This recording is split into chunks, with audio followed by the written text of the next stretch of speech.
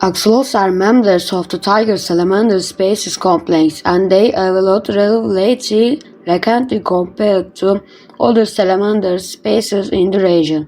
They grow to be about 22 centimeters long and come in a variety of colors, and unlike almost all other salamanders, they are natologic, meaning that keep juvenile characteristics into adulthood. They never undergo metamorphosis for them. This means they remain aquatic, never venturing into land. They keep their entire fat, hairy gills and tail fins, and they lack mobile eyelids.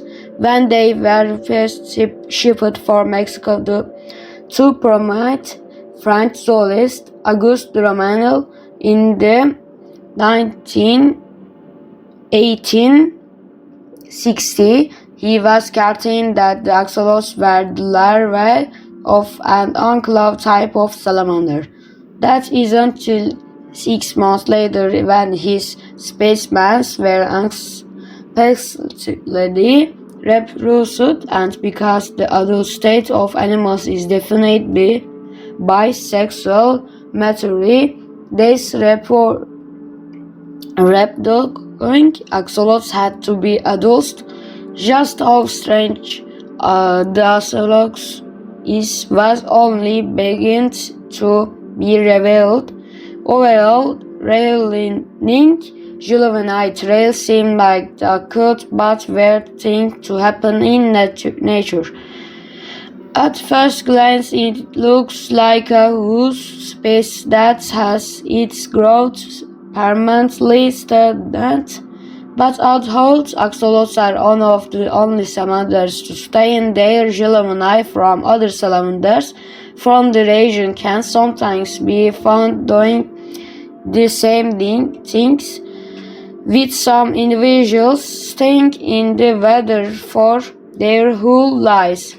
At first, naturalists didn't know what to make of this phenomenon, but looking at where the salamanders led started to give a clue as to why this may be selected for in nature. All the Mexican lakes where they are found have things in common. First, they are large, velvety parliament bodies of water. At least they used to be before. Human inversion. Second, the lakes are surrounded by desert and in many cases are the only permanent body of water in the region. At third, all of these lakes historically did not have any large predatory fish.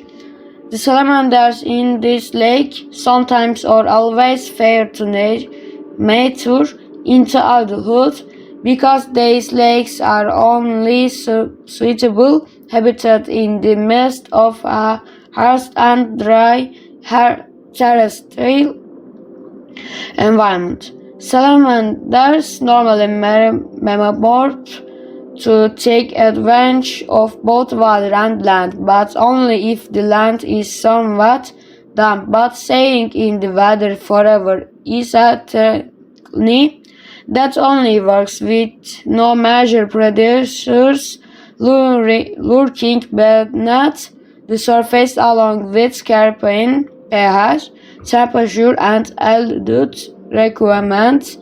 These Mexican lakes just happen to completely fit the bill, giving the salamanders an uncanny ability to their wear.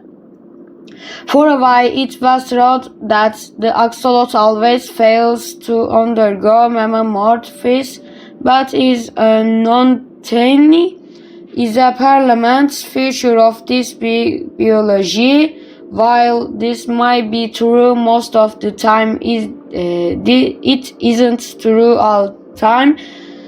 As French geologist Duramel learned in 1965 when he was given an even bigger surprise from these axolotl specimens. To this shock, the individuals in his care transformed into their adult land living from. They looked sort of like tiger salamanders, but different enough to still be considered their own uncased spaces. Dumeril searched the rest of his life on an explanation of why these axolotls transformed, but died before he ever got the answer. But in the early 19th, the transformation of the axolotl again came to the front of search. In search during his time, researchers were narrowing orthoid gland tissue and a mechanism for amplification metamorphosis, and the axolotl was the most studied animal to clearly demonstrate its effect. When axolotls were fed thyroid tissue from livestock, the axolotls would metamorph, losing their enamel